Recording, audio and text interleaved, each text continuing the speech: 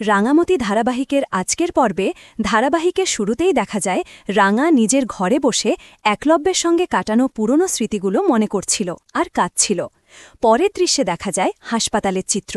সেখানে নবারুণ একটা বেঞ্চে বসে কাঁদছে, আর অন্যদিকে পাঞ্চালি আর অঙ্কুর ডাক্তার ও নার্সের সঙ্গে কথা বলছে।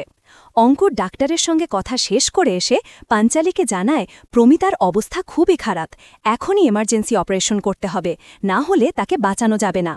এসব শুনে পাঞ্চালি কান্না শুরু করে দেয় আর বলে, এ কি হয়ে গেল আমাদের সঙ্গে। অঙ্কুর কোনোভাবে পাঞ্চালিকে শান্ত করে নবারুণের কাছে আসে এবং প্রমিতার অপারেশনের ব্যাপারে সব জানায়। প্রমিতার এমন অবস্থার কথা শুনে নবারুণ কান্নায় ভেঙে পড়ে আর বলে, আমাদের সব কিছু শেষ হয়ে গেল। অঙ্কুর তখন নবারুণকে জানায় যত তাড়াতাড়ি সম্ভব ৫ লক্ষ টাকা জোগাড় করতে হবে, না হলে ডাক্তার অপারেশন করবেন না। অপারেশনটা ২৪ ঘণ্টার মধ্যেই করতে হবে, না হলে প্রমিতাকে বাঁচানো যাবে না।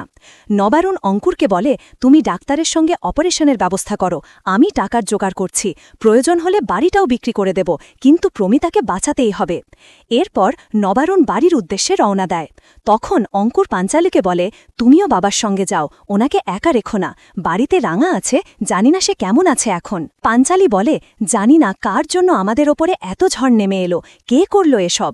ঠিক সেই সময় সেখানে বৃন্দা আসে এবং সৎ কিছু আরও জটিল করে তোলে। সে সব দোষী রাঙার ওপর চাপাতে থাকে। তখন পাঞ্চালি বলে, তুমি ভালো করেই জানো এসবের পেছনে আহিরের হাত আছে, রাঙা তো তাকে ধরে ফেলেছিল, কিন্তু সে আবারও পালিয়ে গেছে। এরপর ডাক্তার অঙ্কুর আর পাঞ্চালিকে ডাকেন, তারা দুজনেই ভেতরে চলে যায়। তারা চলে যাবার পর বৃন্দা উৎপলকে ফোন করে বলে, তুমি এখন গা ঢাকা দিয়ে থাকো। পরের দৃশ্যে দেখা যায় রাঙা একলব্যের ছবি নিয়ে কাঁদছে আর বলছে, চলে যদি যাবি তাহলে শেষ মুহূর্তে এসে আমাকে এত ভালোবাসলি কেন? তুই তো বলেছিলি আমাকে বড় হতে হবে, ন্যাশনাল জিততে হবে, আমি তো সেটা জিতেছি, তাহলে তুই আমাকে ছেড়ে কেন চলে গেলি? ঠিক তখনই পাঞ্চালি সেখানে আসে। রাঙার এমন অবস্থা দেখে সে তার পাশে বসে শান্ত করার চেষ্টা করে। এরপর পাঞ্চালি রাঙাকে প্রমিতার অবস্থার ব্যাপারে সব বলে দেয়। এসব শুনে রাঙা আরও হাউমাউ করে কাঁদতে থাকে। এরপর রাঙা ছুটে ঘর থেকে বেরিয়ে আসে।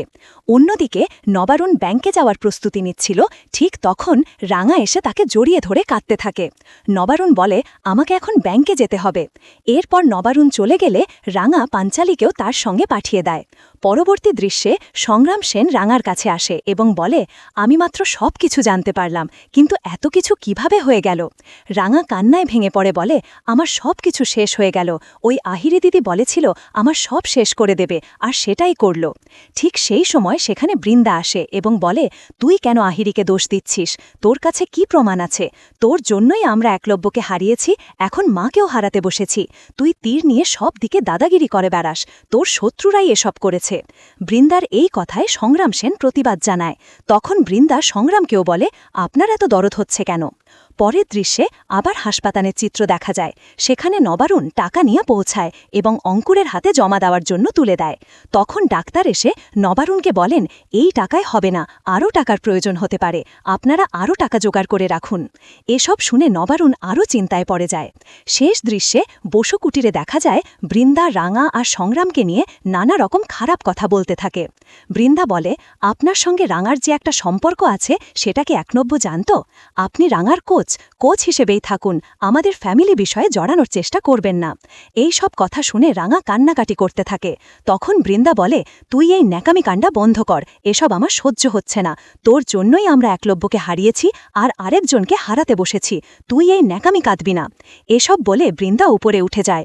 রাঙা তখন মাটিতে বসে কাঁদতে থাকে।